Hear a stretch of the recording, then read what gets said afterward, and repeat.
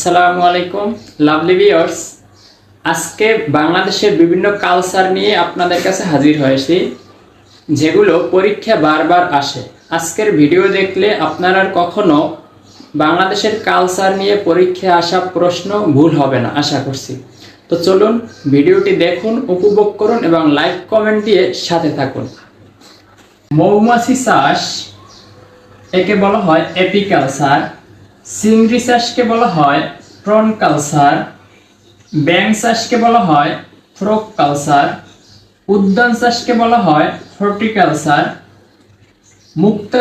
মুক্তা চাষকে বলা হয় পার্ক কালচার, রেশম চাষকে বলা হয় সেরিকালচার, পাখি পালনকে বলা হয় এভিকালচার বা মৎস্য পালনকে বলা হয় পিসিকালচার। আবার যদি অন্যভাবে আপনি শিখেন তো এপিকালচারকে বলা হয় মৌমাছি চাষ, প্রন কালচারকে বলা হয় চিংড়ি চাষ, ফ্রক কালচারকে বলা হয় ব্যাঙ চাষ, হর্টিকালচারকে বলা হয় উদ্যান চাষ, পার্ল কালচারকে বলা হয় মুক্তা চাষ, সেরিকালচারকে বলা হয় রেশম চাষ, এভিকালচারকে বলা হয় পাখি পালন, পিসিকালচারকে বলা হয় মৎস্য পালন।